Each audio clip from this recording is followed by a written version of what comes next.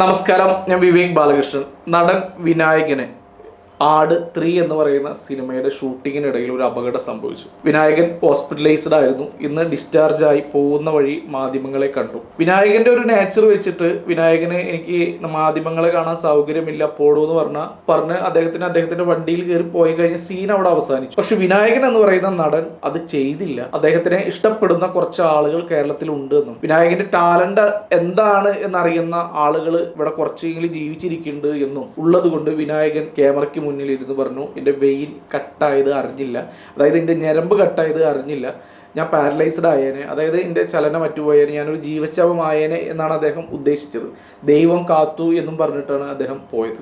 ഇത് അയാൾ ക്യാമറയ്ക്ക് മുന്നിൽ വന്ന് പറഞ്ഞിട്ടുണ്ടെങ്കിൽ എന്നെ സ്നേഹിക്കുന്ന പ്രിയ സുഹൃത്തുക്കളെ, പ്രേക്ഷകരെ, നിങ്ങളുടെ പ്രാർത്ഥന എന്നെ തുണച്ചു എന്നൊക്കെയാണ് നമ്മൾ മനസ്സിലാക്കേണ്ടത്. അദ്ദേഹം വളരെ കഴിവുറ്റ കലാകാരനാണ്. അങ്ങനെ ആ കഴിവുറ്റ കലാകാരൻ അതുപോലെ വന്ന് സംസാരിക്കുമ്പോൾ അയാൾ പറഞ്ഞ കാര്യത്തിന്റെ താഴെ വന്നിട്ട് പ്രിയപ്പെട്ട കോൺഗ്രസ് സഹോദരങ്ങൾ വന്ന് പറഞ്ഞ കമന്റുകൾ വളരെ ദയനീയമാണ്, വളരെ ശോചനീയമാണ്. ഞാൻ വേറെ 2 പാർട്ടിക്കാർ, അതായത് കമ്മ്യൂണിസ്റ്റുകാരാണെങ്കിലും BJP-ക്കാരാണെങ്കിലും പച്ചത്തെറി ഞാൻ ഈ അവസരത്തിൽ പറഞ്ഞേനെ. പക്ഷെ ഇത് കോൺഗ്രസ്സുകാരായി പോയതുകൊണ്ട് ഇത്തരം മൂളത്തരങ്ങൾ നിങ്ങൾ ചെയ്യുന്നതിന് കൊണ്ട് പറയാൻ അറിയാഞ്ഞിട്ടല്ല, പക്ഷെ ആ പ്രസ്ഥാനത്തിന്റെ ഭാഗമായി പ്രവർത്തിക്കുന്ന ഒരാളെന്ന നിലയ്ക്ക് നിങ്ങളെ എനിക്ക് തെറി വിളിക്കാൻ തോന്നാത്തത് കൊണ്ട് മാത്രം തെറി വിളിക്കാതിരിക്കുകയാണ് എന്നുള്ളത് മനസ്സിലാക്കുക. ഉമ്മൻചാണ്ടിയെ നീ അങ്ങനെ പറഞ്ഞില്ലേ, ഉമ്മൻചാണ്ടിയെ നീ ഇങ്ങനെ പറഞ്ഞില്ലേ, നീ ചത്തില്ലേ എന്നൊക്കെ പറഞ്ഞ് വേണ്ട ബഹളാണ്. അല്ല, ആരാണ് ഉമ്മൻചാണ്ടിക്ക് അറിയാൻ വയ്യാണ്ട് ചോദിക്കുകയാണ്. ഞാനും കോൺഗ്രസ്സുകാരനാണ്, നിങ്ങൾക്ക് എന്തിനാണ് ഇത്ര പൊള്ളുന്നത് ഉമ്മൻചാണ്ടിയെ പറയുമ്പോൾ? എടോ, ഉമ്മൻചാണ്ടിയുടെ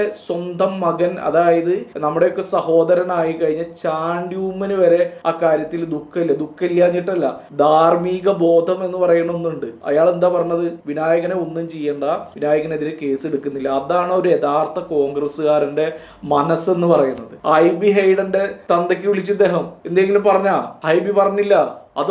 അതൊക്കെയാണ് മനുഷ്യന്റെ ഒരു ഉയർന്ന നിലവാരം എന്ന് പറയുന്നത്. അപ്പോൾ അത് മനസ്സിലാക്കാതെ, മാത്രവുമല്ല ഈ പറയുന്ന കാര്യങ്ങളൊക്കെ വിനായകൻ പറയുമ്പോൾ വിനായകന് പൂർണ്ണ ആരോഗ്യവാനായിട്ട് പറയുന്ന സമയത്താണ് ഇവരിതൊന്നും പറയാതിരുന്നത്. നിങ്ങൾ അങ്ങനെ ആരോഗ്യവാനാവണ സമയത്താണ് നിങ്ങൾ ഈ തെറി വിളിക്കുന്നതെങ്കിൽ കുറച്ചെങ്കിലും മാന്യതയുണ്ട്. ഇത് അദ്ദേഹം വീണ് കെടുക്കുകയാണ്. ശ്രീ വിനായകൻ വീണ് കെടുക്കുന്ന ഒരു സ്ഥലത്ത് ചെന്നിട്ട് അദ്ദേഹത്തിന്റെ മേലെ ഇട്ടിട്ട് ഷൂന്റെ ഭംഗി നോക്കുന്ന പോലെ ഇട്ട് ചവിട്ടുകയാണ്. നിങ്ങൾക്ക് അത്ര ധൈര്യം ഉണ്ടെങ്കിൽ വിനായകൻ ശരിക്കും ആരോഗ്യവാനാവുമ്പോൾ അദ്ദേഹത്തിന്റെ പോസ്റ്റിന് പോയിട്ട് തെറി വിളിക്കുക. നിങ്ങളുടെ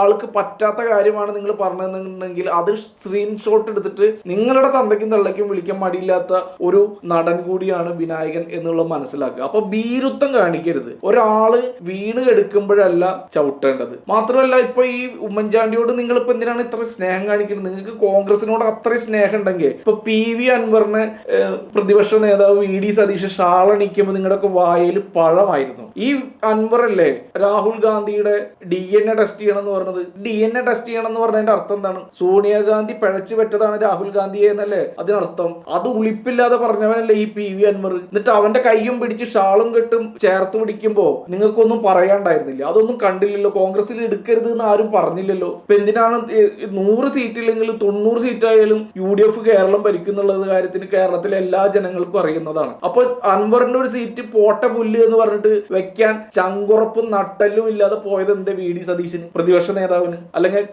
കോൺഗ്രസ്സുകാർക്ക്? അപ്പൊ അതൊന്നും നിങ്ങളുടെ വിഷയമല്ല. രാഷ്ട്രീയമായിട്ടുള്ള കാര്യങ്ങളോ രാഷ്ട്രീയമായ ഉയർച്ചയോ ഇത്തരത്തിൽ ഊളകളെ കൈ പിടിച്ച് കയറ്റുന്ന ഒരു പരിപാടി കോൺഗ്രസിൽ നടക്കുമ്പോൾ എല്ലാവരുടെ വായയിലും പഴം പുഴുങ്ങി വെച്ചിറക്കുക. ഇതുപോലെ ഒരു പാവപ്പെട്ട ഒരു മനുഷ്യൻ ഏതെങ്കിലും സമയത്ത് പറഞ്ഞിട്ടുണ്ട് എന്ന് പറഞ്ഞിട്ട് അയാളുടെ ചെന്ന് മെക്കെട്ട് കയറുക, ഇതൊക്കെ നാണമില്ലേ? പൊന്നാരെ കോൺഗ്രസ് സഹോദരങ്ങളെ എന്ന് മുഖത്ത് നോക്കി ചോദിക്കണേ. കാരണം നിങ്ങൾ മാത്രമാണ് വിനായകനെ ചീത്ത പറയുന്നത്. വിനായകനെ ചീത്ത പറയുന്നവർ പലരും ഉണ്ടാവും. പക്ഷെ ഉമ്മൻചാണ്ടിയുടെ പേര് പറഞ്ഞ് ചീത്ത പറയണത്, അപ്പോൾ സംഭവിക്കുന്നത് ഉമ്മൻചാണ്ടിയുടെ പേരും കൂടി പോവുകയാണ്. അപ്പോൾ അതും കൂടെ നിങ്ങൾ മനസ്സിലാക്കണം. അല്ലാതെ ഇതുപോലെ വന്ന് ആക്രമിക്കാം ഒന്നാമത്തെ കാര്യം, അയാളെ പോലെയുള്ള ഒരു നടൻ ഇന്ന് കേരളത്തിൽ ഇല്ല എന്ന്, കേരളത്തിലെ ഇന്ത്യൻ സിനിമയിൽ തന്നെ ഇല്ല എന്ന് പറയാം. അദ്ദേഹം ഒരു നെപ്പോക്കിട്ടല്ല. അദ്ദേഹത്തിന്റെ അച്ഛൻ ഒരു നടനോ സംവിധായകനോ മേക്കപ്പ് മാനോ നിർമ്മാതാവോ ഒന്നുമല്ല. ഒരു സാധാരണ മനുഷ്യൻ, ഒരു സാധാരണ കുടുംബത്തിൽ നിന്ന് ഉയർന്നു വന്ന ഒരു കലാകാരൻ. അയാളുടെ കൾച്ചർ അനുസരിച്ചിട്ട് എന്തെങ്കിലും വിളിച്ചു പറയും.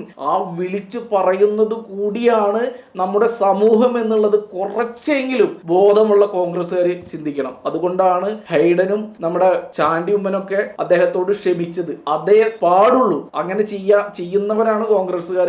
അതുപോലെ ചെയ്യാനേ പാടുള്ളൂ. അതിന്റെ ഒരു സംസ്കാരം നമ്മൾ മനസ്സിലാക്കണം. അല്ലാതെ ഒരാൾ വീണ് എടുക്കുമ്പോൾ അയാളെ പോയിട്ട് തെറി പറയുക എന്നൊക്കെ പറയുന്നത് വളരെയധികം ശോചനീയമായ ഒരു അവസ്ഥയാണ്. ഈ അവസരത്തിൽ പച്ചത്തെറി പറയാനാണ് നാവിൽ വരുന്നത്. പക്ഷെ പറയാതിരിക്കുന്നത് നിങ്ങൾ കോൺഗ്രസ്സുകാരായി എന്നുള്ളത് കൊണ്ട് മാത്രമാണ് എന്ന് മനസ്സിലാക്കുക.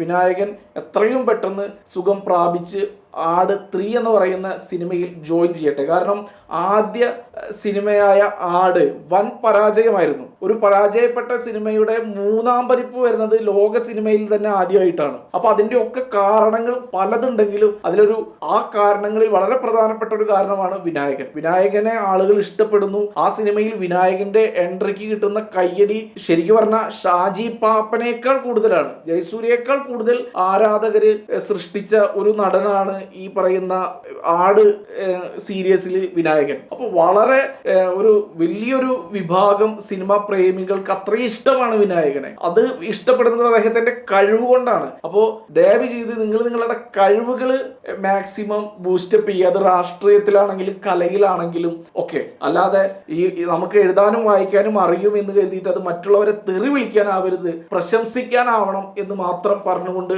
നിർത്തുന്നു. നന്ദി, നമസ്കാരം.